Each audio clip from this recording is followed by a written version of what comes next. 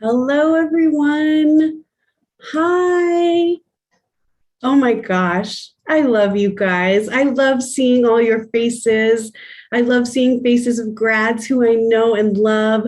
And I love seeing faces of newcomers who are experiencing us for the first time. Welcome, everybody. Welcome to tonight's worldwide community gathering.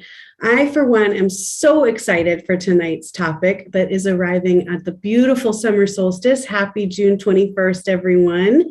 Tonight, we are going to be talking about presence, purpose, and practices, answering the calling of your soul's purpose. My gosh, I don't know about you guys, but halfway through the year and wherever I land in my life, I am always ready to talk about answering the calling of my soul's purpose. So, without further ado, I very happily and with just all the deepest love in my heart hand this over to our beloved teachers, the one and only Dr. Ron and Mary Holnick. Thank you so much, Eliza. I hope we can live up to that introduction. Thank you so much, and welcome everyone. We like to begin these evenings, for those of you that are new, with a centering, and we'll follow it with a 5-minute peace meditation, and then we'll move into our theme for this evening. So, Ron, how about if you lead the centering? Sure. All right, so a nice deep breath. Lord God of all creation, we come before you this evening with joy in our hearts. And we ask, Lord, that we may realize the truth of the beauty and value and essence and loving that is our divine nature. Our intention this evening is to reside in that place and to share from our hearts. And for this time together, Lord, we give our thanks. So be it. So be it. And now we'll move into our 5-minute peace meditation. And I'd like to share a quote by George Bernard Shaw as the focus for this meditation, given that our theme this evening is purpose. This is the true joy in life, being used for a purpose recognized by yourself as the mighty one, being a force of nature instead of a feverish, selfish little clot of ailments and grievances, complaining that the world will not devote itself to making you happy. I am of the opinion that my life belongs to the whole community, and as long as I live, it is my privilege to do for it what I can.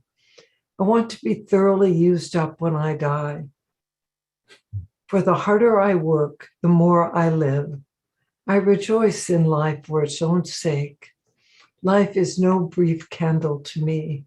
It is a sort of splendid torch which I have got hold of for the moment, and I want to make it burn as brightly as possible before handing it on to future generations. Mm.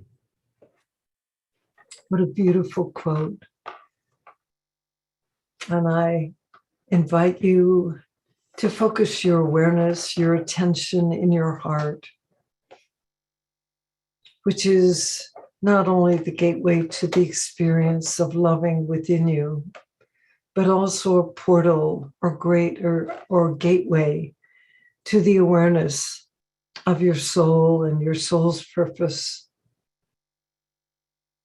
And in its most essential nature, our most essential nature, our essence is loving, and our purpose is to awaken ever more fully into the awareness of the presence of love that we are. How beautiful, how simple, how extraordinary. Imagine that bright torch of loving burning within your heart eternally,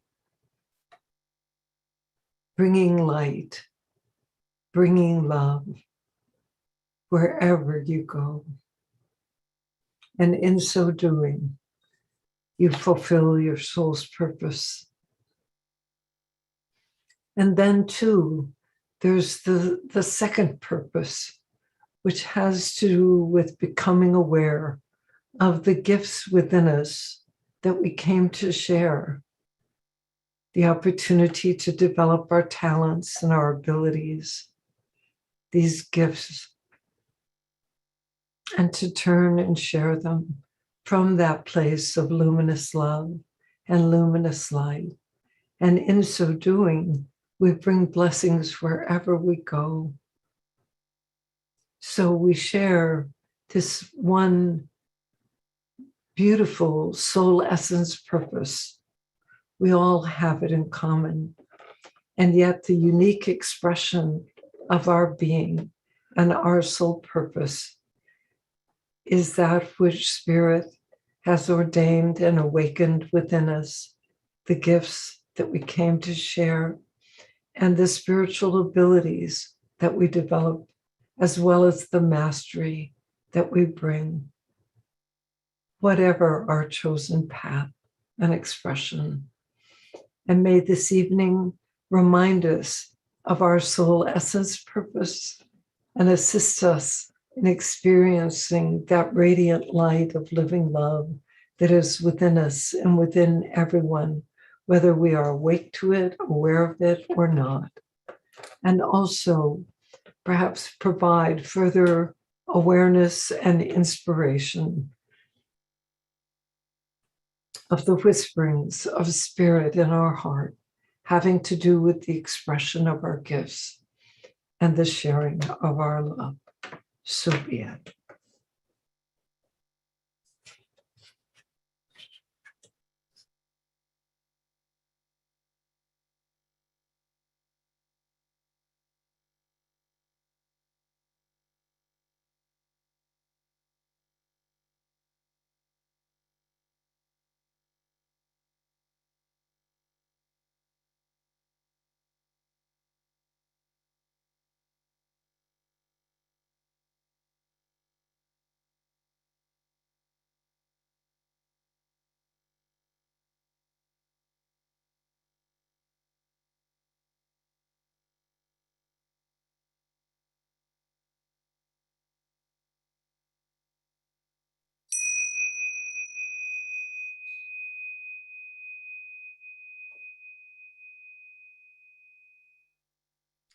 All right, well, here we are, a beautiful USM Worldwide Community Gathering.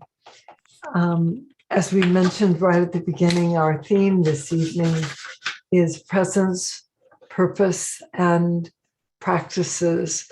And of course, the work of the university and the programs that we offer in spiritual psychology is very much focused on presence, awakening to the love that is your essential nature.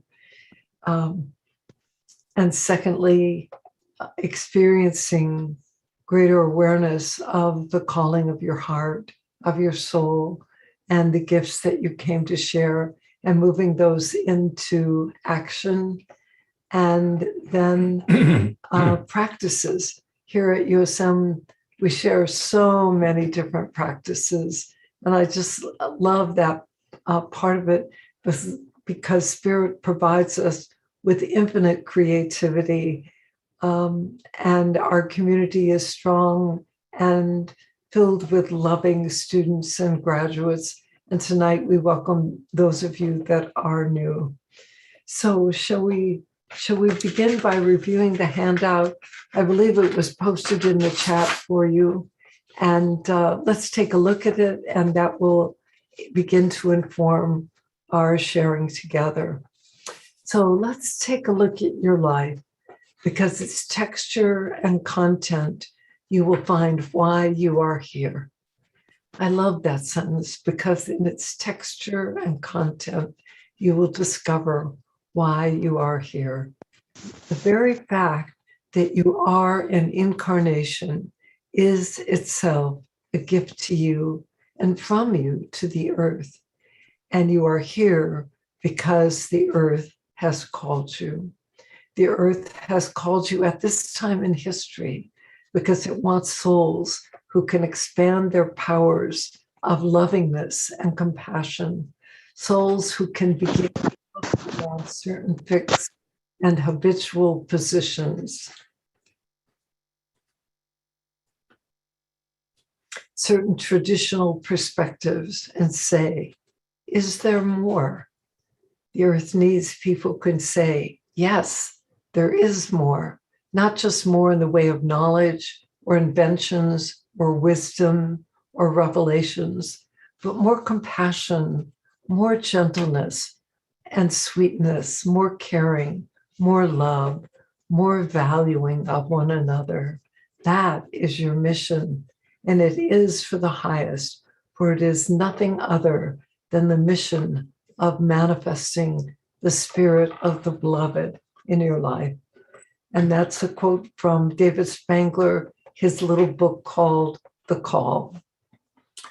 And to put that in a little more context, excuse me, and you hear us talking more and more about this at USM, this is not just any time that we live in. This is a very unusual time that has been predicted for many, many, many centuries. It's part of what's called a yuga, a 26,000 year cycle. I mean, imagine that for a minute. 25,000 year cycle.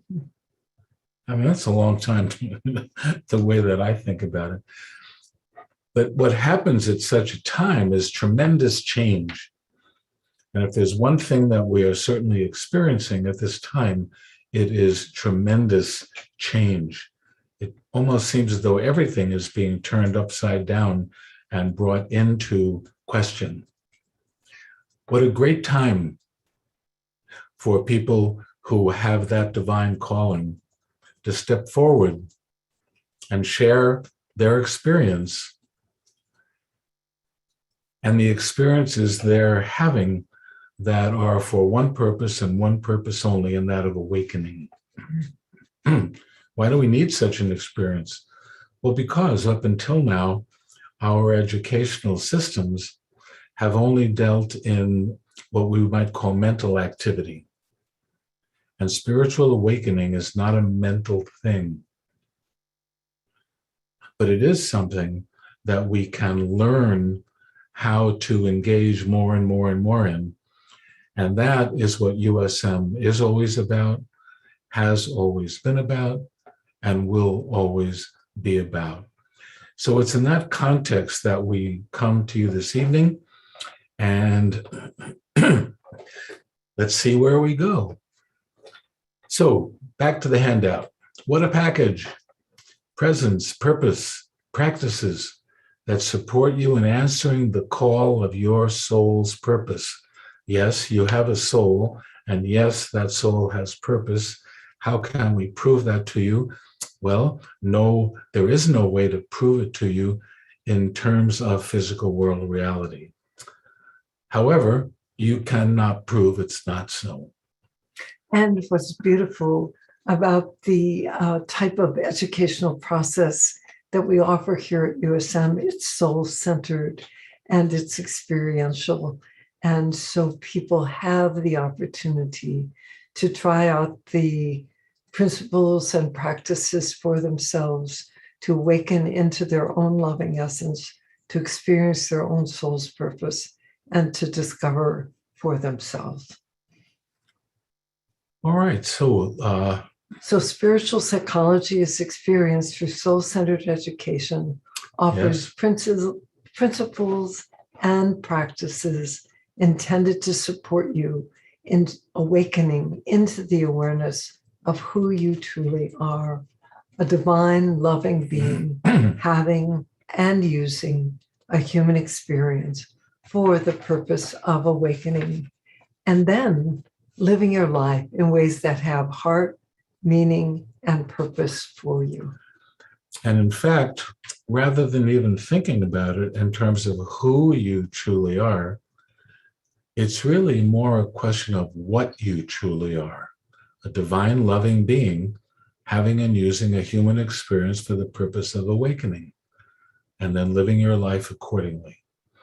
So we begin ever so simply with the very first soul-centered basic skill, which is seeing the loving essence. Every one of us is quite capable of seeing that in ourselves and others. We've just never really been educated on how to do it. So as we learn to move in that direction, magically a portal to presence opens your eyes and heart to the awareness of your being the loving essence itself. You have the experience of residing within your authentic self, beyond the dualities of this level, as the presence of love. And there you have it.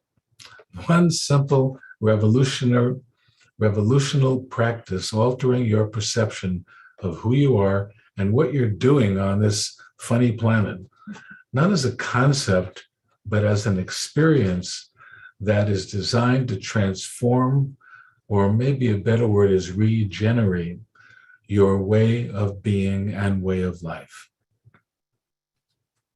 And that soul-centered basic skill is so simple. It is the very first one that we teach in our offerings. And it really has to do with opening the eyes of your heart and looking through the eyes of love at the person before you. And amazingly, you will come into loving resonance with them, and you will experience seeing the loving essence within them.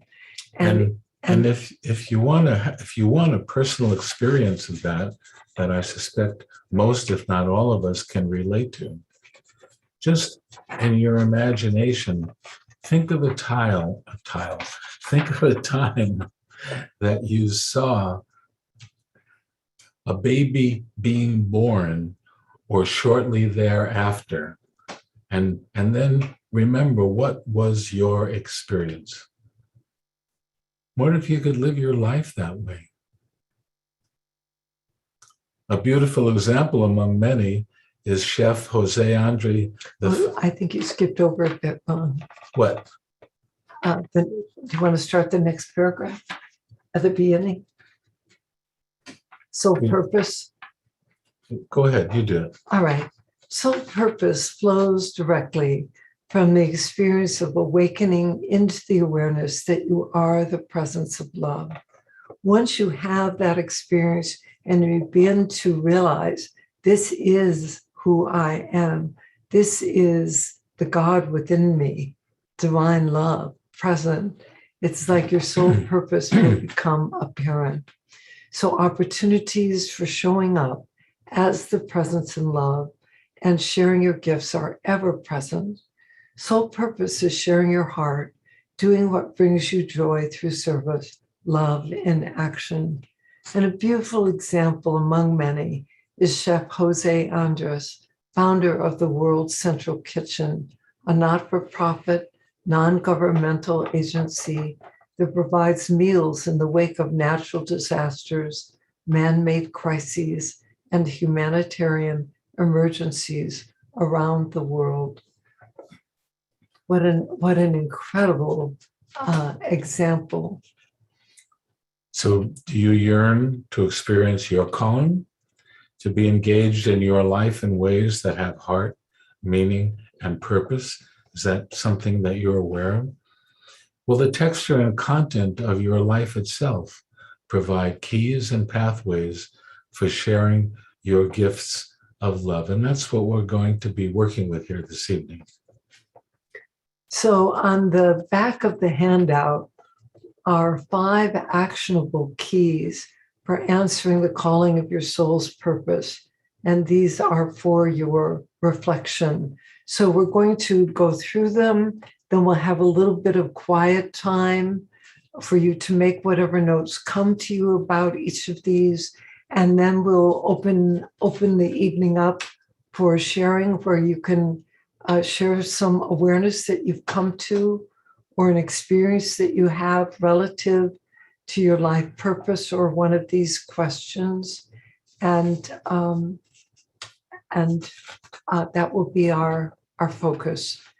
So the first one, set your intention to live a life of purpose and meaning, answering and honoring the calling of your heart, your soul's purpose.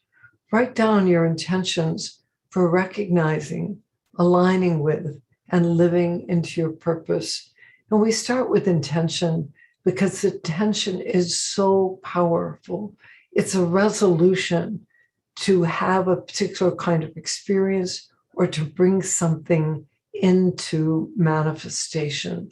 So your intention simply could be, my intention is to live a life of purpose and meaning, answering and honoring the calling of my heart, to awaken more fully as the presence of love, and to share my gifts.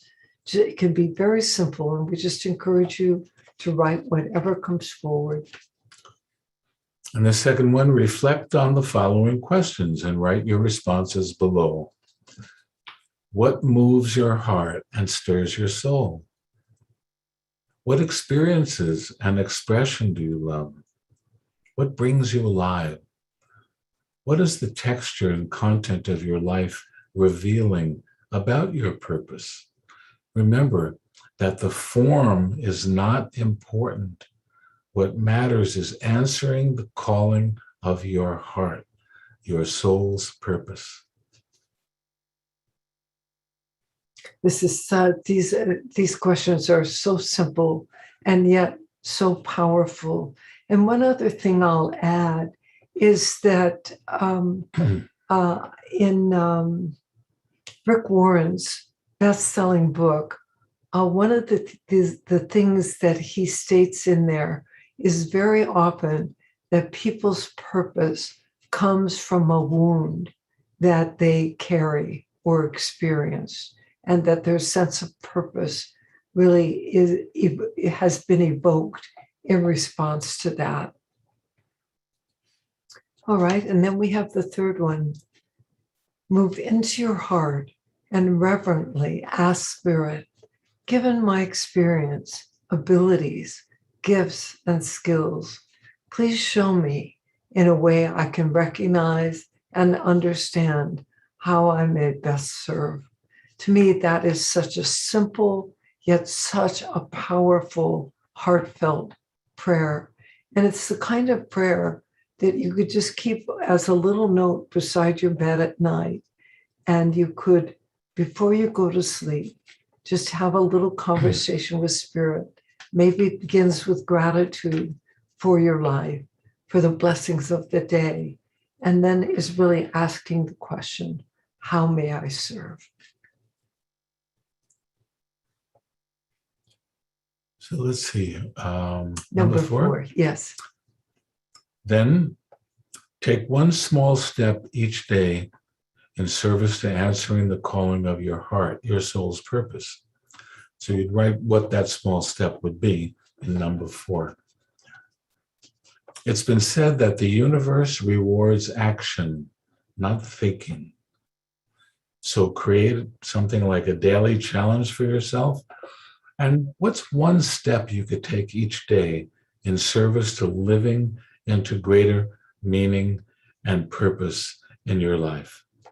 David White tells such a great story. Many of you are familiar with his work. He's an extraordinary poet, a Brit who lives near Seattle on one of the islands.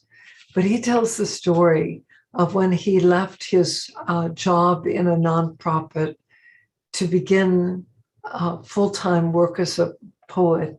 He decided that every day he would do one thing to bring that forward, to move that into manifestation. And the rest really is history. He has written many volumes of poetry. He gives extraordinarily inspirational talks. And he also does corporate consulting where poetry is a major part of it. What could you do each day? It can be a different step. And number 5, Ron? Commit to your awakening.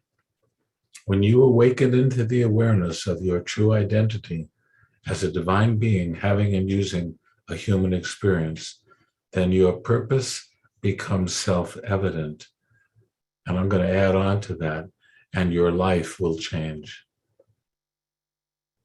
In the most wonderful and amazing ways. And that surely has been our personal experience. And we've witnessed this over and over and over throughout the years that we have been doing the work of spiritual psychology, the work of assisting people in their awakening. All right. So what we're going to do now is we're going to take about 10 minutes for you to make some notes. We'll ring a Tibetan bell at the end of 10 minutes. You can write whatever comes forward for you relative to soul's purpose in response to the keys that we've offered and the questions, or just whatever is present for you. And I would encourage you, don't spend too much time trying to think about it. Just more or less sit back, ask for Spirit to inspire you, and then write down whatever comes forward.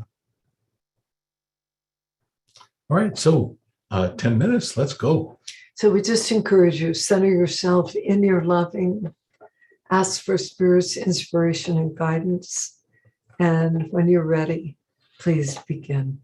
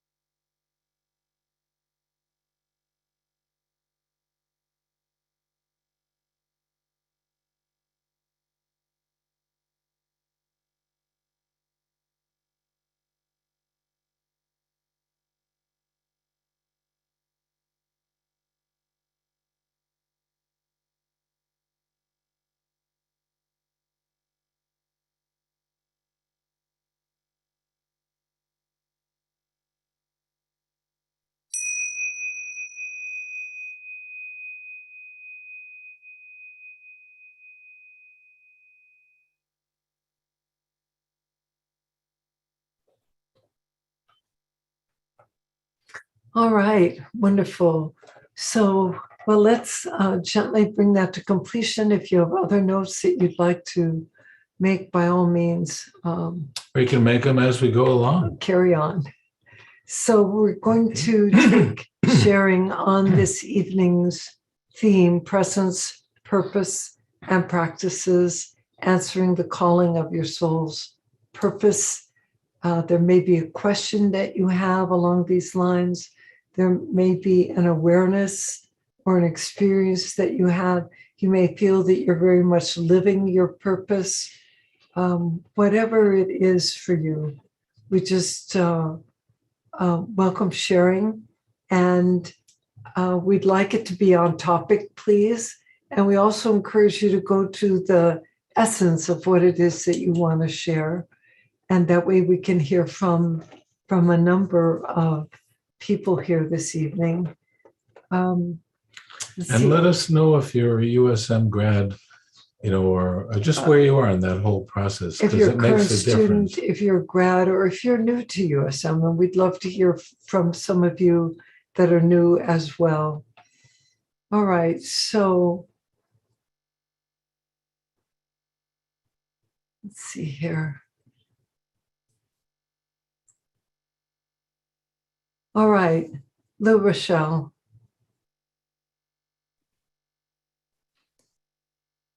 Hi. Hi. I am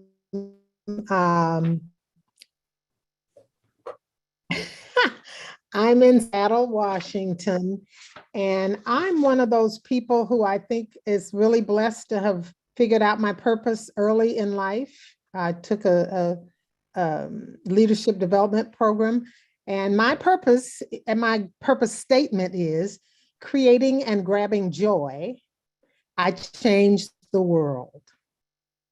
Wow. And could you let us know if you're a grad? She's a grad. I know that. I am a grad. I'm a very proud grad. Yes. I talk about USM all the time. I learn all the things that I learned, I use in my work. I'm so grateful to you. You have no idea. One of the things that you said, Ron, was, and maybe you say this to every class, but you said, everyone is a divine human being. It's just that some of us are cleverly disguised as idiots. Did I say that? You did. And I use that in my work and tell people it's a disguise when we don't see that loving essence in people. So I thank you for that. What I want to say is that I get to live into my purpose in my work, in my volunteer work, in my community obligations, in my friendships. I feel that I live into that purpose every day. My difficulty is the same difficulty that I had when I was a student at USM, which is, you described it as I have a super responsibility gene. Over responsibility? Over responsibility. And so I still struggle with that. It's time that I figure it out. And so I'm hoping you can give me some suggestions tonight. I feel I live into my purpose. I love my life, and I do too much of it. Yes. So, and besides doing too much of it, how else does the over responsibility show up?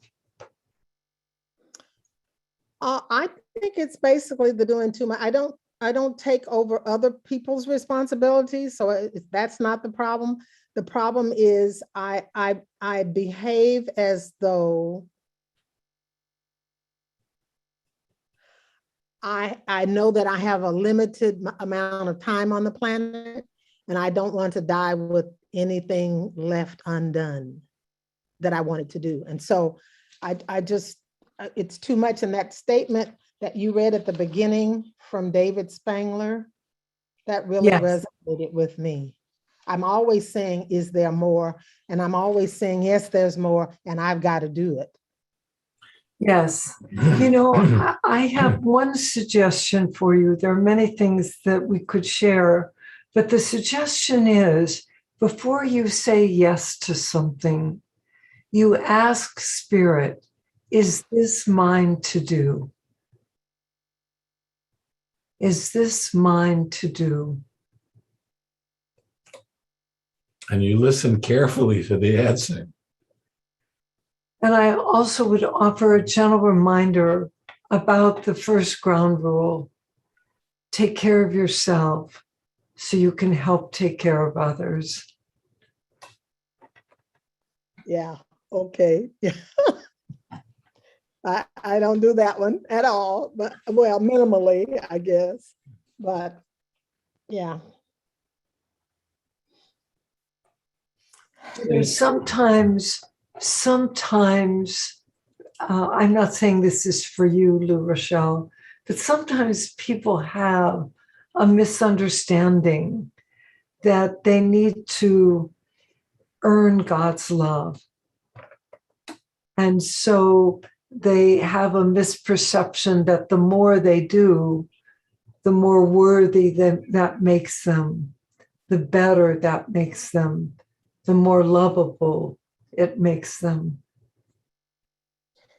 Yeah, I don't feel that. I feel loved by God. I feel loved by family, friends, all of that.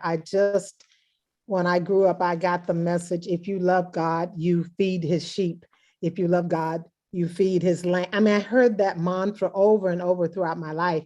And so it's just been one of those things that I have not been able to get away from. And I need to, I really need to, because I'm not taking very good care of myself. See, it may be very accurate that you are here to heal God's sheep. That may be very accurate. But I don't hear in that you're here to heal all of God's sheep. There's a few people that Feed is the word, not heal. Yeah, that's not what it's not about feeding all of God's sheep. It's about starting out by feeding yourself and then feeding others from your overflow. Wow. Feed others from my overflow. That's right. God's not going to give you anything you can't handle.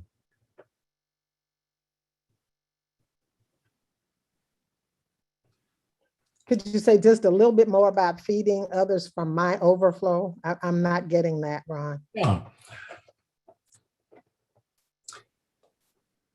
See, when you start each day, you say, Lord, I'm entering this day in service to you. Please show me what's mine to do. Let God show you what's yours to do rather than you deciding that it's all for you to do. Okay. And that you can't do enough of it. That gets it. It's not about doing enough of it. You know, and the thing I would add to what Ron shared with you is consider the possibility, Lou Rochelle, that your being, simply the beingness of who you are, is a gift to others. And that showing up in that radiance as the presence of love is touches to the hearts of others. And so whether you actually do anything for them through showing up in that consciousness, in that way of being, is serving. See, the way you've got it wired, you can never do enough. Oh, I hate it when you do that. I'm sorry. Oh. You know, you have such a beautiful and generous heart, and there clearly is such an intentionality to serve, but there's a misunderstanding that serving means doing, and at times perhaps depleting yourself rather than simply through being in the presence of that joy that you spoke of in your mission statement is an incredible way of serving. Does this give you some things to think about? Yes. Just being in my presence. Is really all that's required. People tell me that, and I haven't gotten it, but I'm going to get it after tonight. Because what I wrote down for my answer for number 4 was meditate and pray first thing every morning, which I don't do, and ask God for direction for my day. And you just said that's what I need to. Yes, Yeah. absolutely. Absolutely. And when there's what you recognize as something that you perceive needs to be done, then ask Spirit, is this mine to do? Is this mine to do? Is this mine to do? Yeah. Oh, I'm so glad you called on me. I needed that. So thank you so much. Beautiful. Thank you for your sharing, Rochelle. One more thing. I forget who it was who said this. I think maybe it was Meister Eckhart, but it doesn't matter who said it.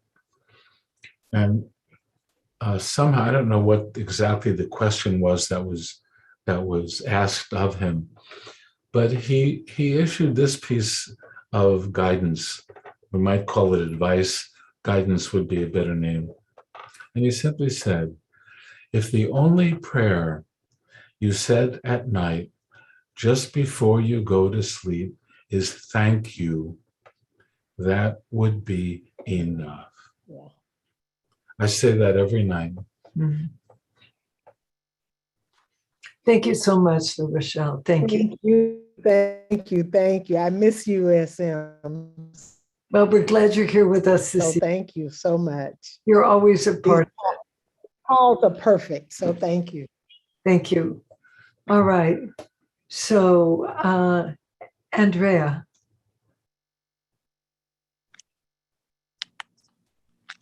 Hello. Hi. How are you? Good. Thank you for calling on me. I'm a recent CHH grad. I just graduated in this last group of CHH folks. And I just wanted to share something really exciting that's happening for me as far as living my purpose. So in the second year, my project was comedy, to do stand-up comedy. And I met a woman, she wasn't a USM grad, but she was doing stand-up and she was, spiritual. And she was sort of my mentor during USM, and she kind of helped me get into stand-up. Anyway, during COVID, when stand-up wasn't happening, she asked what I wanted to work on. And one of my childhood dreams was to write a TV show, to write a scripted series. And so we started writing it, and then we got an editor, and the editor asked if he could send it to his producer friend in Hollywood. And we said, of course. So he sent it to his producer, and the producer, we just had a meeting with him, and he wants to take it to network and wants to pitch it. But it's special because it's very my story, but it's also spiritual, and it has the USM experience in it. So my dream is to really bring that to the mainstream and to bring it to TV. So that's, it's not sold yet, but it's like getting there. And the man who is producing it and the one that's taken it on is just like incredibly divine. And his name is Kerry Brokaw, and he's done Angels in America. If you remember that show, like he's a big name in Hollywood, and everyone that we talk to about him is like, oh, he's a great guy. He's, has such a great reputation. And so my partner and I are always saying he's sort of like the divine masculine. Like he's sort of like Ron, in a way. And that's heavy shoes. Yeah. But it's just so exciting because it started as like a little seed, and a little like dream in my heart to do this. And as I've grown and as I've really surrendered to spirit and the life that wants to live through me instead of trying to control everything and, sort of white knuckle it and sort of have it be how I think it should be, it's really just unfolded into this incredible project that sort of has a life of its own. It's informing my life and I'm informing it, but it's this just sort of magical dream that's happening for me. Beautiful. Well, and such wonderful keys in what you just said there at the end about letting go of control, of surrendering into the life that Spirit has for you. Yeah. Yeah. One of my intentions in CHH, or one of my sort of, I don't know if I should say fears, but kind of hesitations was, what would my what would my life look like if I really surrendered to Spirit? If I really just, said, here I am, use me, do what you will. And I did that. And it's like incredible. Yeah. Beautiful. Yeah. We're so happy for you and delighted to hear. You took the most important step. You asked the question, but that's not the most important step. It's that when you got an answer, you dared to try it. Mm-hmm. I mean, think about us 45 years ago or whatever. Would you guys like to come to California and start a university the way you always wished it would be? Are you ready for that? We've got one for you. Yeah. Yeah. And that's beautiful. And I think I was like the fact that I was talking to my friend who's sort of involved in Hollywood, and we had this meeting, and she's like, you don't understand, Andrea, that never happens. Meetings like that don't happen, this. And I'm like, they do for me. Absolutely. Truly receive the gifts. Yeah. We'll look forward to hearing more. Yes. Absolutely. Yeah. Thank you so much, Andrea. Thank you both. I love you. Thank you. Love you. Thank you. Diane Aykroyd. Sorry. Hi. Hi. Thank you for calling on me. And I feel like you sort of already answered my questions for me. Just hearing everybody so far has been wonderful and beautiful. I am at this place where I thought that I would reach this point in my life and things would be easier somehow.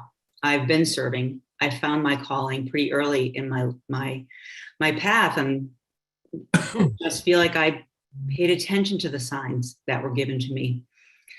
But I'm finding it more challenging to serve these days. I work in mental health care, and the way that I'm working is back-to-back patients, and I find it very stressful. And so hearing what you said about, not feeling so responsible, or sort of listening and asking and then listening, what is it that I need to do? How can I serve?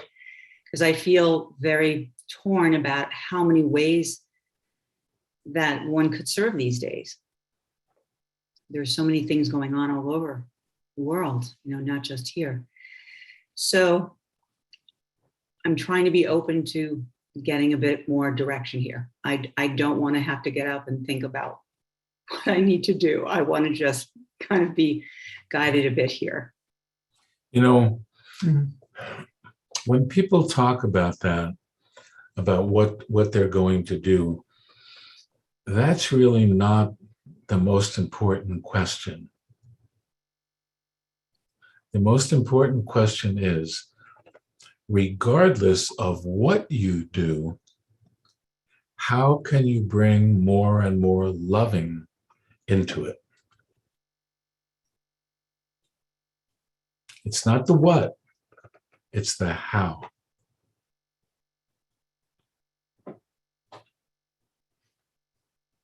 And perhaps in addition to what Rana is saying, that there may be a key here having to do with following your joy. Following your joy. And you mentioned that you found your purpose pretty early on, and it sounds like you've been doing it. It sounds like maybe the form, the delivery, all of that at this time is imposing certain constraints that make it more challenging. And I just would encourage you, you have incredible creativity inside of you, and you do have the capacity to receive guidance and inspiration. It's like if you follow your joy, what I'll just say, what new form might emerge? What alternative expression might come forward?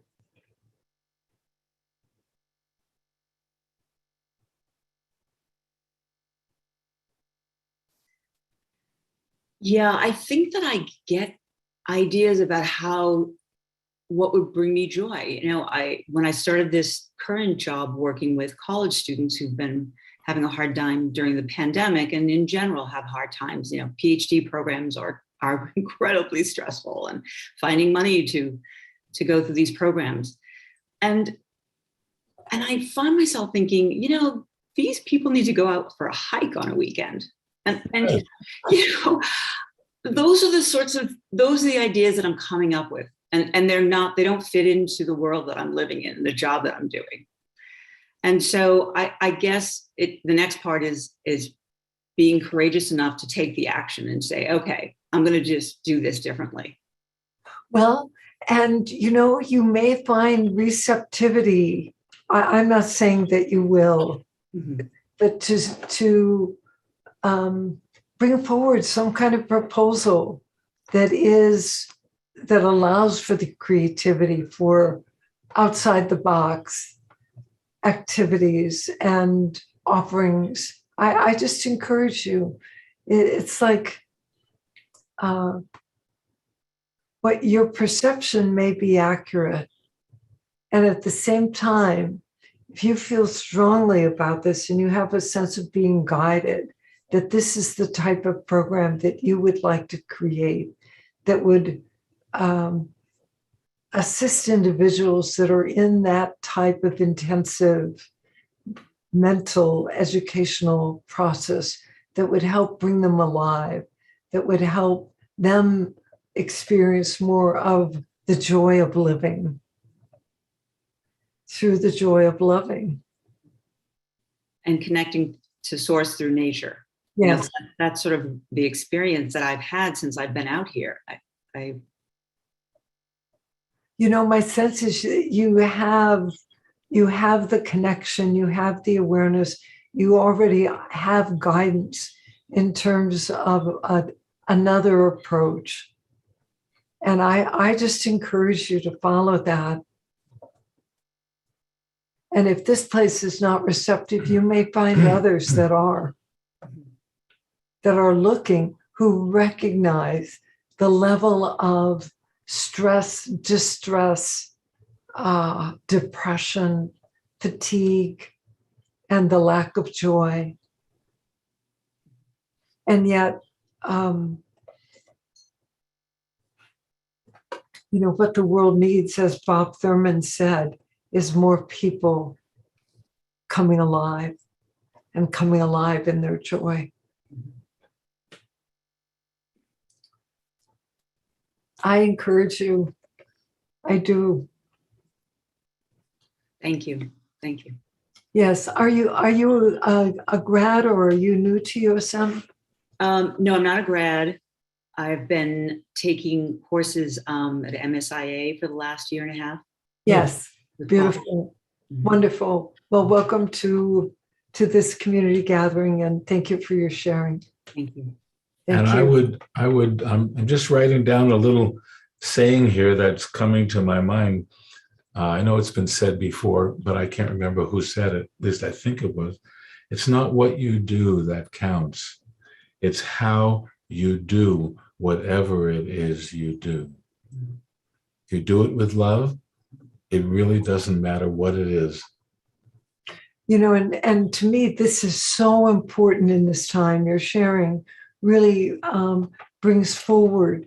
In this time, there is such an opportunity for new expressions and new forms because of the shift of energy that's going on the planet, and the severity of the challenges that we as human beings are facing. So I encourage you wholeheartedly. Thank you. Thank you. All right, so Michael.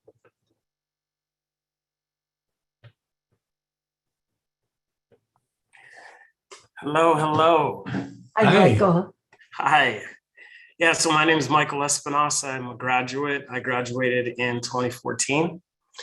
So yeah, 8 years. The time flies. I want to just really share gratitude and follow up because I don't know if you guys recall, but it was last November. I was on one of these calls, and I talked about how I was in a situation where I was on my last month or two of finances. Yes. And yeah, and so I got into the situation with, I won't go through all the details, but it was dire. You know, last month or two of finances, I was interviewing, I talked about the kind of work that I wanted to do and that I was actually working towards. And someone was on the call. I don't know if you were, Adele Ram was Yes. on the call. Yeah. And so she was listening. And as soon as I got off the call, I had a message from her on LinkedIn. And she said, the company that I work for does the exact work that you're looking for. And so the work was really around diversity, equity, inclusion, unconscious bias. And I had just started to put my foot out there in the world in that realm. And so so Adele and I connected. She connected me with her manager who worked for this company, Strive. And Strive is it's an amazing company that does so much, but really it was around leadership development, specifically working with candidates of color, LGBTQ candidates and beyond, and all. But basically the goal of the company is to help underrepresented people gain more positions within upper management and that sort of thing. So I interviewed with Adele's manager and he offered me the job. And so I took on a job with him. And he, after speaking with him, he said, hey, this company was just bought by Franklin Covey. Mm-hmm. And Franklin Covey is, Stephen Covey's 7 Habits of Highly Effective People, yes. The amazing book that we read in our course. And so that he's like, yeah, we just got bought by that company. I think you would be a good match there too. And I was like, it's not a conflict if I work for both. He said, no, even though this is Strive, you still will be working with Franklin Covey because they now own Strive. So I said, okay, cool. And I was just happy to have this first job. I wasn't thinking about a second job. And then about a month later, I did get a call from the vice president in Franklin Covey and said, hey, I saw your stuff online. I would love to interview you. So then I interviewed with them and then they offered me a job. So now I had 2 jobs. I went from broke and not knowing what I was going to do for finances to 2 jobs. And then, of course, I was thrilled. But it was all contract work. So I would only get paid if I got booked on something. And that obviously could be a stressful life to a degree. And so after about a month with Franklin Covey, then they said, hey, would you like to come on full time? Wow. And have benefits and a salary and all this. And I was like, really? They're like, yeah, but you'd have to move though. You'd have to move to Atlanta because that's where the position is. And so I thought about it, talked to some friends and some family, and then I interviewed for that. And then I got offered that job. So I live in Atlanta now. I've been here for the last month and it's been a wild ride to go from where I was to where I am now. And so the work that I'm doing now, I mean, you won't believe it. Like today I was with a corporation and, I'm gonna be real here. Like, obviously I'm a Black man and now I'm in Georgia, if anyone didn't notice, but like, this reality of, I go into businesses now and I talk with their executive suite, with their VPs, and I talk with them about how to be better leaders, how to operate with more empathy and better listening and how to better manage a team. And exactly what you're saying is, it's like the things that I talk about and Franklin Covey talks about, underneath it all, I sense the love. It's really about helping people evolve in their thinking and how they relate with each other and all these things. And I'm so grateful because I feel like after all these years of struggling, I am living in my purpose. And I know that. And it's like shocking because as I did this form, I'm like, oh my God, like I'm living in my purpose, and it's amazing. And what's also just wild about it is how much fear I've had to face. Obviously at USM, we're going through the work of dealing with unresolved issues and facing fear and all that. And now this experience of, as I mentioned my race, because this does matter, like, my Black face showing up with 50, 60-year-old white men and having to sit down and let's talk about your business and your company culture and these kinds of things. And I will tell you, without USM, there would be no way that I would believe that I was worthy to do this sort of work, that I would believe that I was capable. And so this journey that I've been on, it's a dream. I can't even, it's just, there's no words to it. And I'm just so grateful, thankful for you two. So happy to see you, so happy to be here.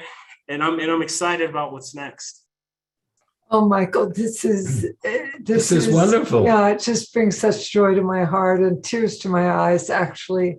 I'm so happy for you. And I love that you kept saying yes. Yeah. You kept saying yes. Well done. And keep going. Just a little thing.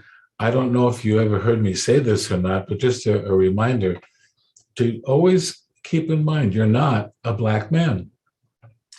What you are is a divine being living a Black experience for the purpose of sharing your loving.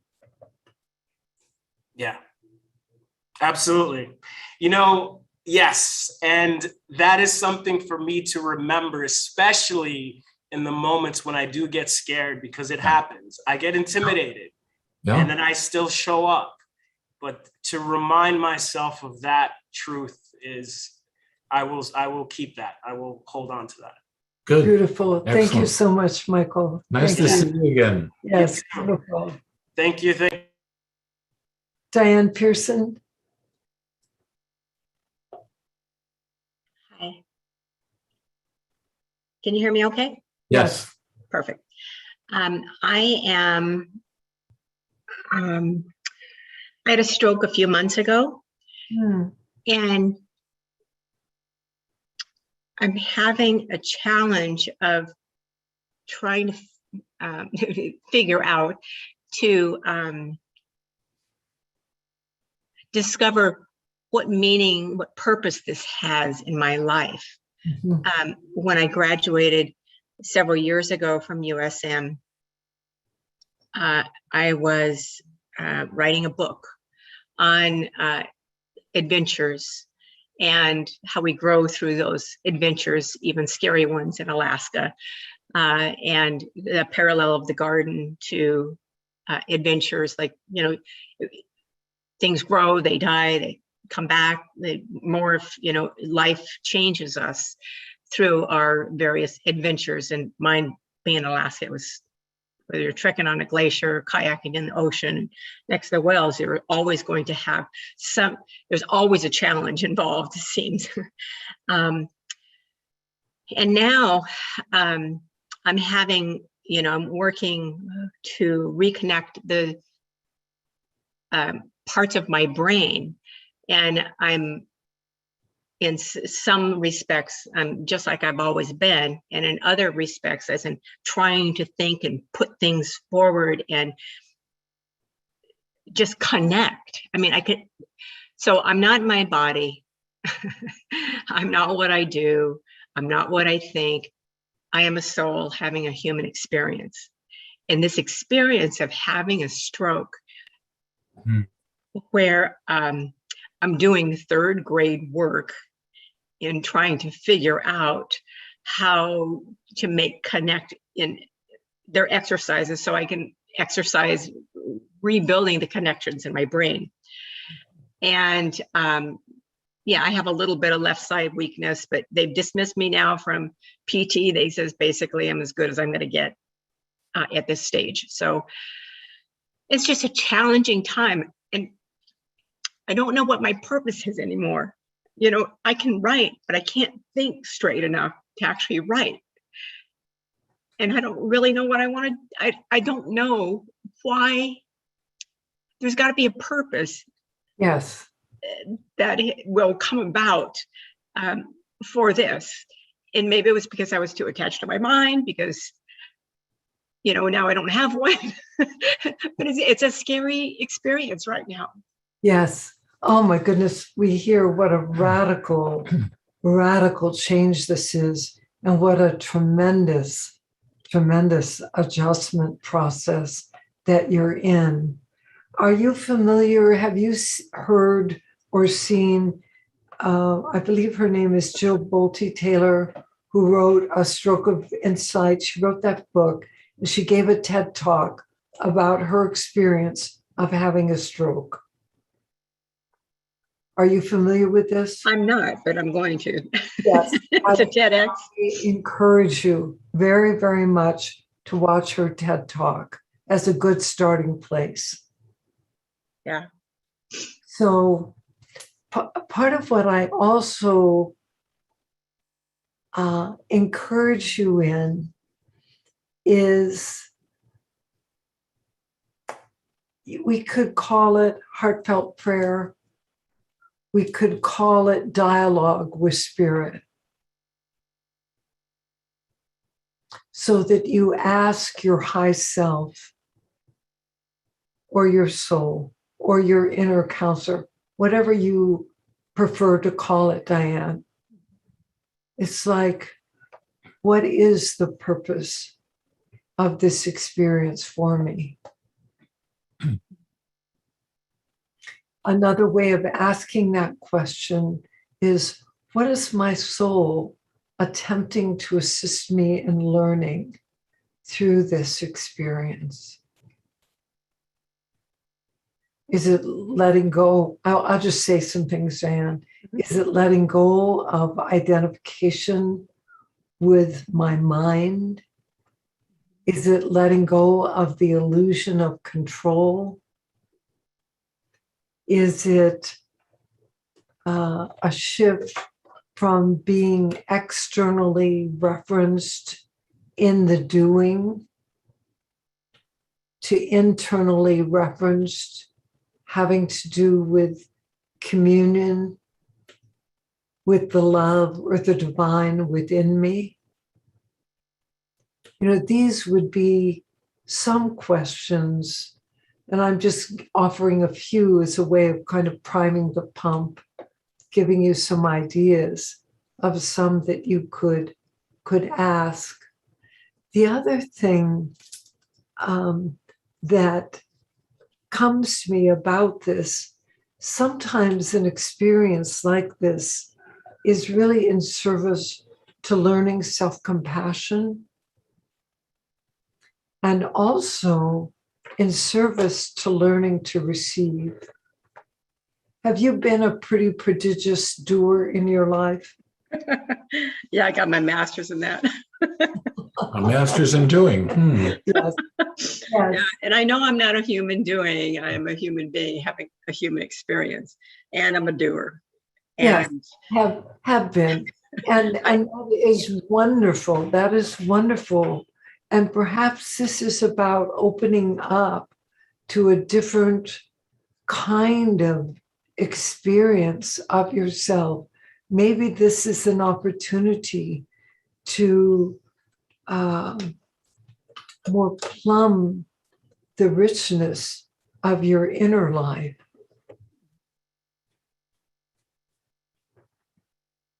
And I just invite you to really consider that. Do you have a meditation practice? yes, Beautiful. There's the word I keep hearing is communion. that you consider that the gift of this experience is the opportunity to cultivate communion.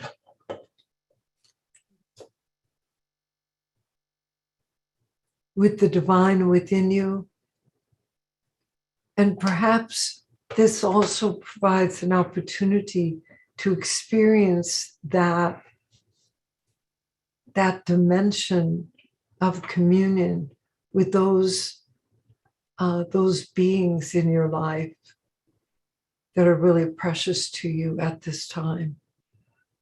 You know, and the other thing that's coming to me is that vulnerability, the vulnerability that you're experiencing is such an incredible gateway.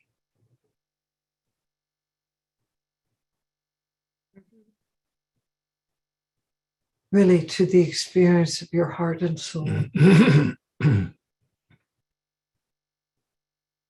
I don't know if any of this is making sense to you, Diane. Totally. Yeah. And I'm very grateful for your sharing, for your openness and sharing with us. If you would like, those of us that are gathered here at this time, we can send a blessing of loving and of healing light to you for your highest good. Yeah. All right. So this, for those of you that are new to this is simply done through intention.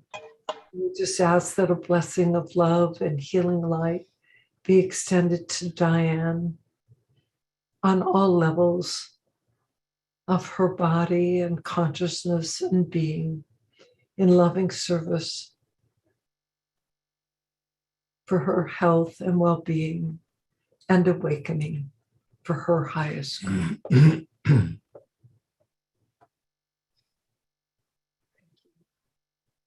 Thank you. One other thing, call Bonnie at USM. I think she's listening to this, isn't she? Yes, she is, Ron. So she's hearing this. So call Bonnie at USM because I have a suggestion. She'll be able to give it to you. Okay. Okay? Yes. Thank you so much. I really appreciate it. Yes, thank you, Diane. All right, JP.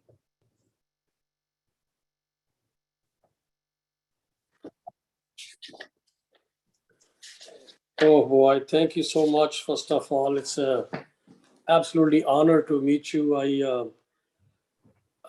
have never read any book in my life, and someone gave me your book, Loyalty to Yourself, 10 days ago, and I am hooked on to it. Very first life, I'm 64-year-old, have never read anything in my life. I only read business journals, some other stuff connecting to business world, but never read. So thank you for taking me in, and I love meeting you both, and thank you for writing this beautiful book. My question is, basically I went through maybe a light depression during COVID. I've been a doer of 50 years. I believe I accomplished everything physically in outer world. There's nothing left for me to accomplish. I feel that in outer world, in materialistic world, there's nothing that's left for me to do. I have done everything. I am very blessed. I have a lot of good people in life, but I felt very empty about a year ago or so, maybe 18 months ago. And with help of some people, I took some natural medicine with guidance, and my brain got rewired quite a bit.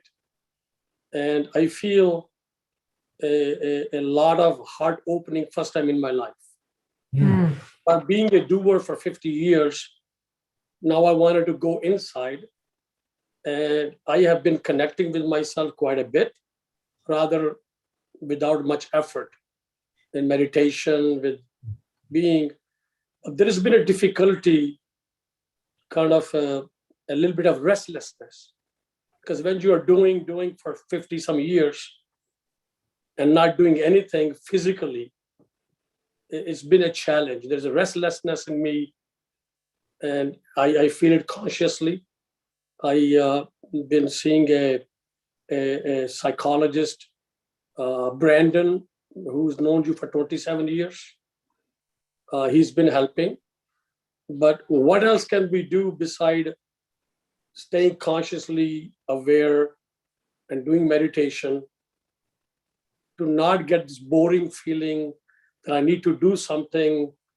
I got whatever 10, 15 years left in this body on this earth.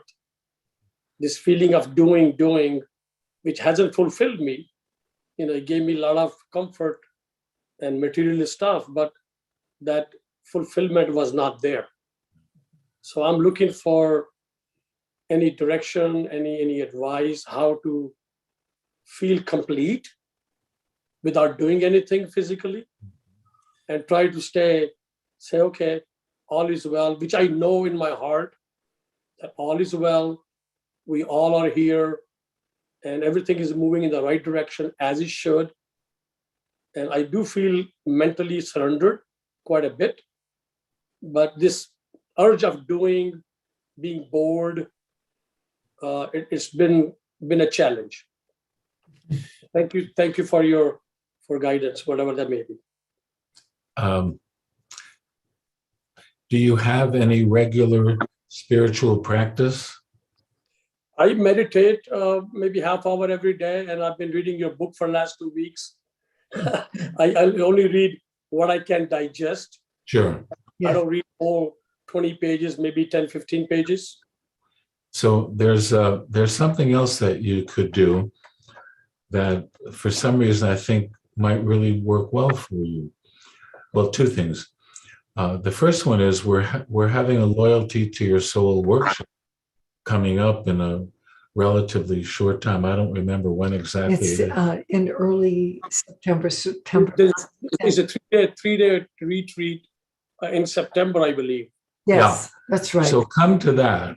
That would be one thing. And the second thing is that we wrote a second book called Remembering the Light Within.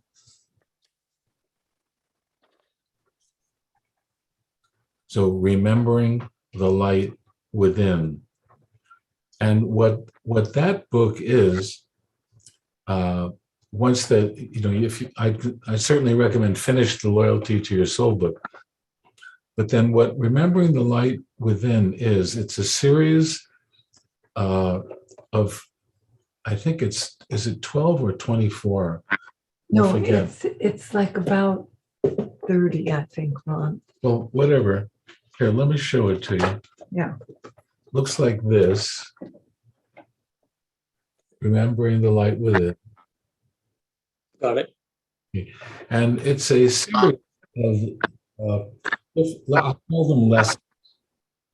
And I forget I think it's designed to do one every 2 weeks, so that there are 26 chapters, so it fits into a year. So it's a year-long program of doing different practices every 2 weeks. I think you would do very well with that. Okay. Because there's the actual reading of them, and with some of them there's activities, but then many of them are also involve ways of being that flow into your life. In addition to what Ron is suggesting here, I would encourage you to consider whether there is some form of service that you might do.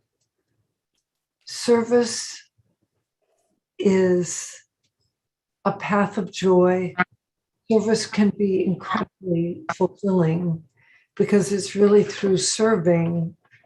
Service is done really with no expectation of what you get back in return. There's a USM grad who lives in our area. She just celebrated her 80th birthday.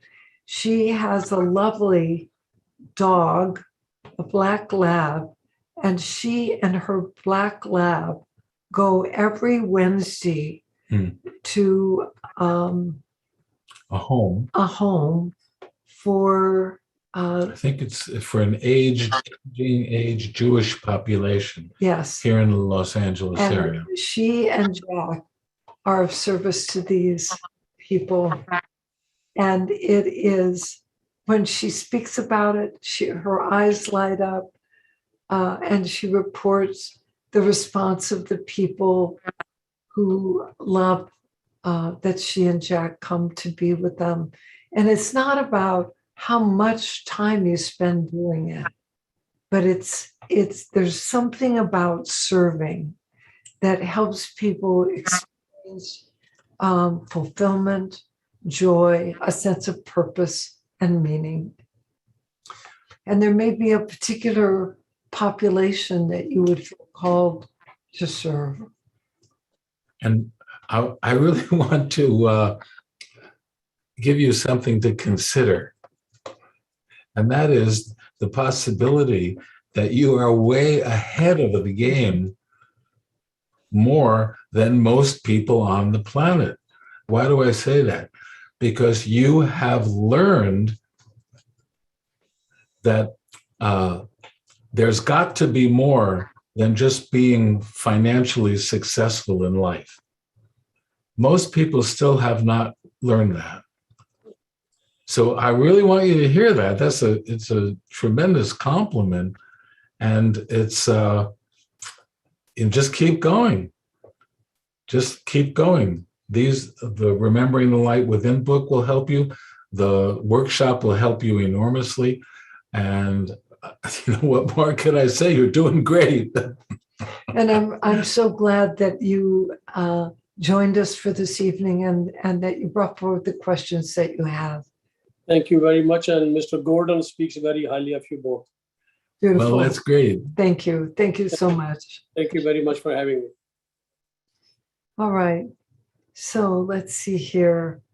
Linda Joy. Wow, Linda Joy. Wow. Hello. Hello. Hi. So I've been in your world since 1991. And I did the first, when I first moved out here from Chicago to be closer to John Roger.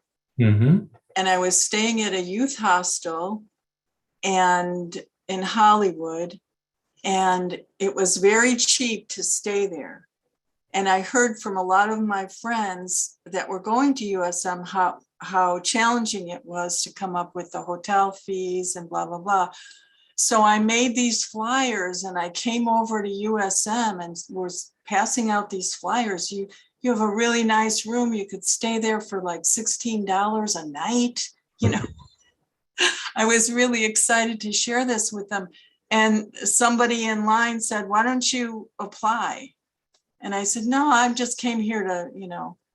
So I did. And I was, all of a sudden I was in USM magically, but I could only do the first quarter because I kept crying. I was crying all the time. I was crying at work. I couldn't stop crying. It was like I went through this whole baptism. And I told you guys about it. And you said, back off, just come next year. Stop for now, you know, and come next year. So I did. And I went the next year and finished the year and finished this summer practicum. And then since I wasn't going to be a counselor and I wanted to switch over into the MSIA Masters of Spiritual Things. So I did that and graduated from that.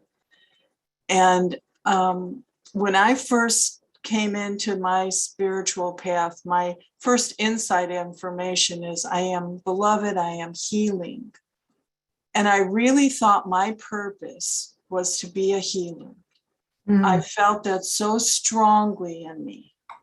that I could help heal other people. And I did that. I went to, I did it in every way I knew how. And then I went to massage therapy school and started doing massage therapy. And the most incredible thing I learned was aquatic therapy, Watsu and water dance. That was the most, I thought, miraculous healing modality. So now I'm 72 years old. My body is hurting almost all the time. I'm very isolated in my life here. I live in a senior community in Northern California where I really don't know anyone. And with the COVID and everything, I've been very isolated. I have my little service dog who, keeps my heart beating. And, I don't know what my purpose is anymore. At one point I went, I need to heal me. My healing has to be directed towards myself. I need to heal myself. And, if I can give from my overflow to anybody else in that capacity, that's great. But I don't know what I don't know. I feel like I'm floundering around rudderless or something with no purpose. And I don't know what my purpose is anymore. So whatever, I was a mother at 16. I had 2 kids. That's been a very challenging situation with my kids. My daughter is now dying of colon cancer. And I'm on the phone with her all the time and trying to minister to her as much as I can and just be a loving presence and listen. But it's been very challenging. So, and my son is estranged. He doesn't want really anything to do with me, although he sent me a text for Mother's Day and said, Happy Mother's Day. That was the first time in years I've heard anything from him. So I texted back, thank you, because there wasn't anything else to do. But just light to me, anything you can share with me or send me your light and wisdom and loving. I love what you guys do. I love USM. I love all of John Rogers' things. I mean, it was just a pretty amazing. The insight seminars, the MSIA stuff, the USM stuff, it's all been life-changing for me. And another, history thing, I've been struggling with depression since I was 9 years old.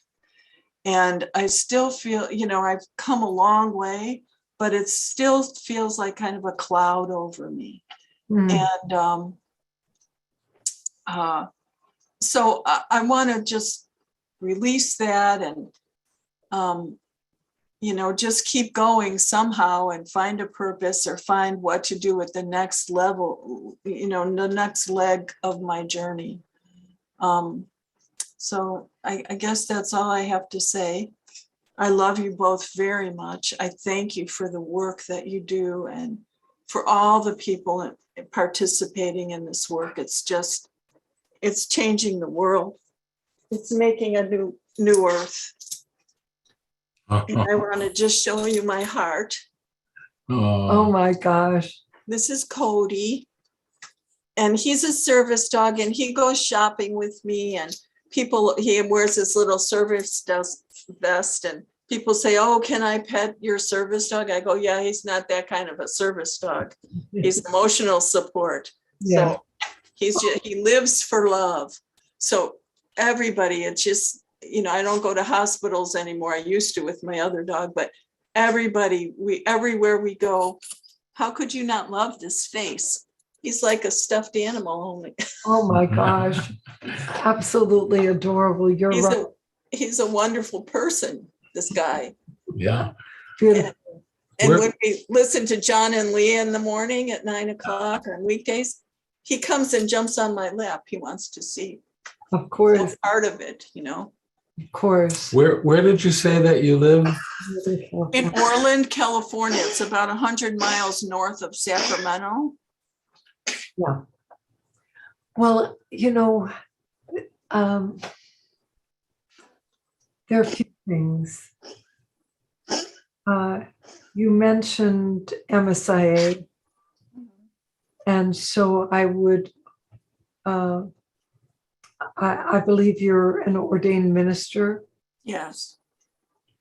One of the things I would encourage you to do is to read your ministerial blessing out loud every day. Okay. Maybe you read it before you go to sleep, or maybe you read it in the morning. But I do encourage you, because my sense is through the reading of it and the repetition of it, that it will remind you and perhaps reignite the connection with that energy in a way that will lift you and assist you in remembering that the first ministry is to yourself. Mm-hmm. The second thing that's present for me to share with you is that your loving is enough. That your loving is enough. And I would encourage you to, you may have some small round object. It could be a ball that your dog plays with. It could be a stone. But I encourage you to realize, and if you so choose, that you have the right and the privilege and blessing of doing a global ministry through just holding that ball, visualizing it as the earth and all of the life forms on the earth, and you just send loving and light to the earth itself, to all people, to all life forms, for the highest good of all concerned. The other thing that I would suggest you do, and I don't know if you've done this already, but contact MSIA and talk to Skylar. I'm on her thing every Wednesday. Good. I love Skylar. All right. Good. So, good. Good. You're connected with her. That's beautiful. That's beautiful. And I just, my encouragement, your loving is enough. The fact that you're still here means that you have purpose, that you have value, that your life has value. And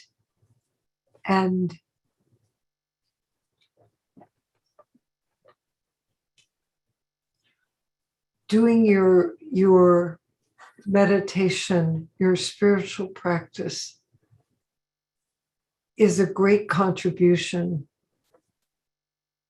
at this time of the greater awakening. Mm-hmm. Mm-hmm. And in terms of your soul's purpose, I encourage you to ask your high self, what is my purpose at this time? You know, my own view about the latter part of life is that a time for transitioning from role to soul. And that the latter part of life is really a springboard. It's like a preparation period for when we transition and return to spirit. And that through your spiritual practice, your meditation, your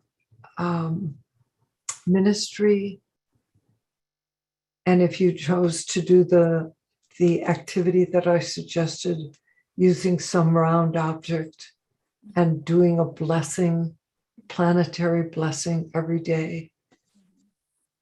It's beautiful. I was planting light columns in my community Good. and every day for a while, but people were dying Well, right and left. And I thought, well, maybe I ought to leave that alone for a while. No, you're not causing that. People go when it's their time, and the planting of light columns is such a beautiful thing. Yes, it is. Yeah. Yeah, thank you so much. Love to you, Linda, Joy, and thank you so much for your sharing, and for allowing us to see your sweet dog. Oh, he's the best. He's my favorite person. He's afraid of other dogs, but he loves people. And I'm afraid of people, but I love dogs. So it kind of balances. Yeah. Sounds like a marriage made in heaven. Yeah, he's wonderful. I'm very blessed to have him in my life, and I send light to the animal kingdom all the time. Beautiful. Thank you so much. Thank you guys for everything, and thanks for calling on me and sharing with me. I love you so much. Thank you. So Donna.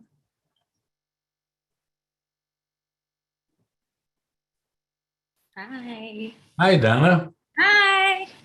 I just wanted to take a moment to anchor into this beautiful energy field and with you all. The last few months, I've been feeling a shift. So like about 4 years ago, I started my own coaching practice and needed as much simplicity, as few people, as much time in my life as I could get. Was like my soul was like really healing from a lot of burnout. I called myself a recovering Wonder Woman. This is the phase I've been in.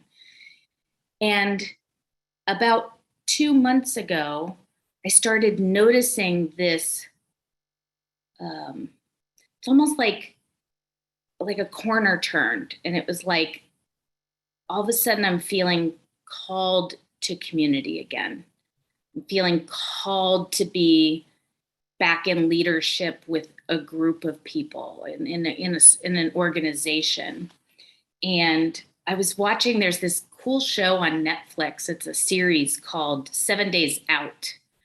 And it's 7 days out from these big things that were happening, cool things happening on the planet. The Chanel couture fashion show, the Kentucky Derby, the opening of this world famous restaurant that had been renovated, this thing at NASA where they were landing some big project after 30 years of it being in process. And what I noticed as I was watching this show is I was weeping.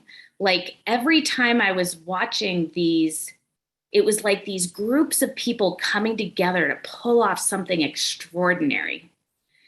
And it was taking me back to the days when I worked for an organization, a women's empowerment organization, and these huge events that we would pull off.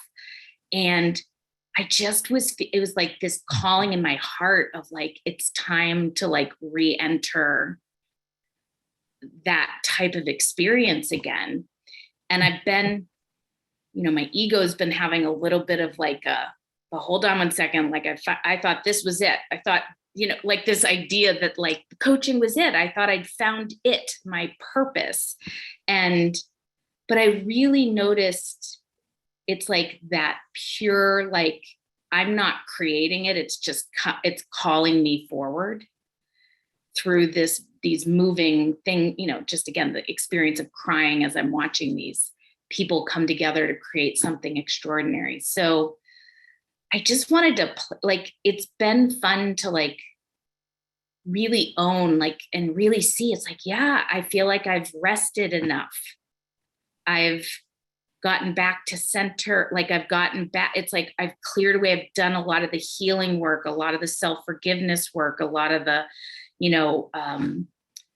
ways of being where I would overgive when you were talking about, I think you were talking to Lou Rochelle about that piece of like over responsibility and over giving and overdoing. And I needed to go to that level of solitude, But I think between that level of solitude, working for myself, then COVID, then I moved to a new neighborhood, don't know anybody, starting to get to know people. It's almost like the stripping away had me find my like the authentic calling is starting to come forward again. And I don't really know where it's leading me. I'm not, I've tried the traditional route of like, let me look on LinkedIn and let me look at jobs. And that really hasn't, nothing's popped there yet. But I loved Michael's story about just like opening up to like what's coming, like, but I feel it coming. And I just wanted to like stand in the joy of that. Cause I think for a little while I was like, but I thought this is what I wanted. And it's like, I did want that for a while. It's what I needed for a while, deeply. Yes. There are different seasons. Right. There are different seasons. And it sounds like you're aware that the energy is shifting within you, which is really beautiful. And part of this time is about what people will create as groups. The synergy of that, the cooperation, the coming together in service to a vision, in service to the manifestation of something that serves others, inspires others. Yeah. And you don't have to know the form. Purpose is not about form. Purpose is about joy. Purpose is about service. Purpose is about showing up as the presence of love, and then attuning and really asking Spirit, what would you have me share? It's like, how can I be an instrument? Wayne Dyer has this amazing quote. He says, do you want to be held hostage by the ego, or do you want to be an instrument of the divine? Yes. And to me, that is really just such a powerful question and a really wonderful question, because then, if my intention is to be an instrument of the divine, well, then how can I serve? Right. And I've been continuing to reassure the part of me that can want to go into the fear of like, will I go back to the way I was? Will I do it the way, as if like I don't have dominion over like my own experience, right? Like, so really just continuing to do self-forgiveness around like any ways that I overstepped my own inner knowing around what I was able to give, what I was my responsibility to give, like all of that, so that I can be free to show up and be of service without restriction. Yes. And so now you have an opportunity, what can I say? To engage again and see what you're learning this time. Right. It doesn't have to be a going back and experience. No, like, not at all. Yeah. Not at all. Yeah. Wow. Yeah. Thank you. Thanks for letting me anchor that in. Yes. Thank you so much. Thank you for all you've given me. Seriously. All right. So should we take one more? One more. All right. Cheryl. Hi, Mary. Hi, Ron. Hi. Hi. How are you doing? It's so wonderful to see you. We're doing good. Let me turn this one down. I have you on two things. My feet's on because I'm in Memphis taking care of my mother who's healing from COVID, and she has the television on 90. Spirit gave me these to help me help myself so I can take care of her. I'm so happy to talk to you today, not even realizing that this was going on tonight, because I had a day where I really stepped into new opportunities with my purpose. Ever since, oh, by the way, I'm a graduate of spiritual psychology in 2015, CHH 2016, and just redid all of it the last 3 years. And just amazing how each of those sections has completely up-leveled my life and my ability to step into days like today and to be here for my mother in ways that I probably couldn't have before. Since we did lab in January, I hold on one second. Let's see. Can I hear you here? Can you hear me? Okay, I'm going to try one because that's confusing with an echo. So since we did lab, I've been releasing imprints, and then my intention has been to, I'm willing to rest into the process and just allow things to unfold. It really does feel like we've moved into sort of an age of allowing, where just literally moving into surrender and seeing what comes and just gently following intuitive guidance with that has really been the more gentle and softer way. And it's been magical. I mean, the stories have been incredible, but today was especially beautiful. I came here, it unfolded that I needed to come take care of my mother. And so I decided to come here. I'm on break from my art. I graduated from the atelier in June, and I start again with them in September. And it just so happened that there was a chess tournament going on this week with masters from all over the world and from kids coming from all over the world. And I don't know if you remember, but I've been a USEF coach since I was 17, but I haven't worked with kids or done anything along these lines in the last 3 years because of COVID. So I was given an opportunity to go and work at this tournament. And I started to realize, wow, this is also as much of a joy to me and a love to me as my art is. And that maybe producing these tournaments and getting back into this might be something that I can do annually to also support my art and also to be of service to these children that not only, you know, I used to teach at chess in the schools in New York, where we would go into the dangerous neighborhoods where they had the schools and have the chess programs to teach the kids an edge. And it's like all of these kids these days are coming through the pandemic and into the world the way it is today. And it's amazing how chess teaches critical decision making. From 6 to 12, it raises their IQ, consequences for your decisions, how to connect with anyone, you know, in like a sport and intellectually. And so I was super excited to plug in. But the thing that came forward today that was so amazing, when I was there, one of the 16-year-old grandmasters, so genius, but still a 16-year-old, had an issue with one of the kids who just obviously, it seemed that both of their nervous systems were dysregulated. Gabrielle, you're going to love this. And so the master, his nervous system was super sensitive, and the child's energy was coming out way too loud, a lot, and he was disrupting the whole class. Well, no one around could handle that. Next thing you know, it blew up. And the other teacher that was in there was having a problem going to the head of it that was running it, so forth and so on. And I was actually able to hold space for all of them and bring my USM skills into that with all these different ages and help them understand that it's neither one of these two kids' faults, that they seem to have something going on with their nervous system. And that what we learned today is that you have tools that you can use to just calm the vagus nerve. And so I taught them one where you just squeeze your arms and you just think to yourself, I'm safe. Because this one kid that was 16 was shaking so hard, and everyone was yelling at him and shaming him that he's the older one and that he shouldn't be getting upset by the younger one. But they weren't understanding that he couldn't help it. And so I was actually able to use the stuff that I've learned to help them understand, to help this child understand, to help this other child understand, to help them understand how to talk to the parents. And then this kid calmed down and he was able to go back in and talk about the shame that he always feels when this happens. And so grateful that he's now got a tool. So it was amazing to me that like I can now bring the healing into the chess with the event production that supports the art. And I've always, you know me, I've always had all these strange passions and interests, and I've never understood how to put any of them together as in a purpose.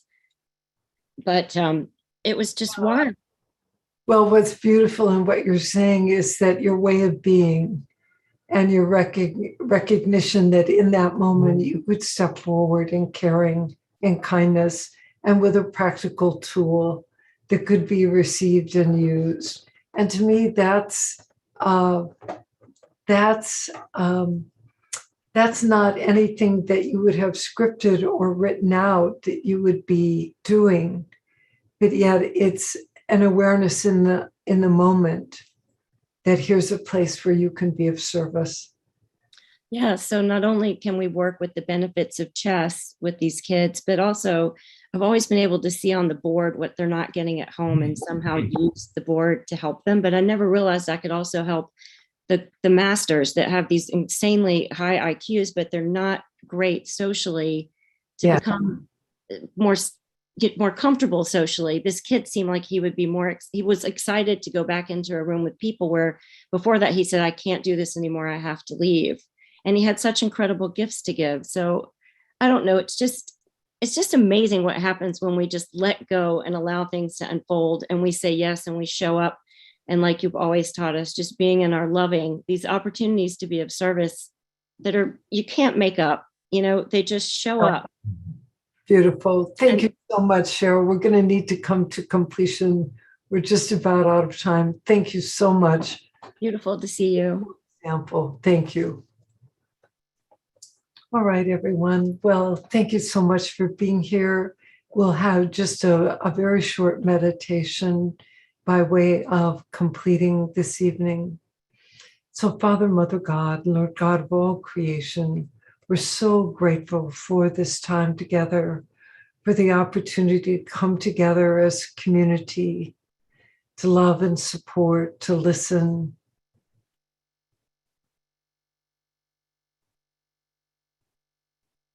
And to enter into that deeper inquiry of a soul's purpose, of what it really means to answer the calling, to show up as the presence of love, to share your gifts and abilities, to follow the calling of your heart,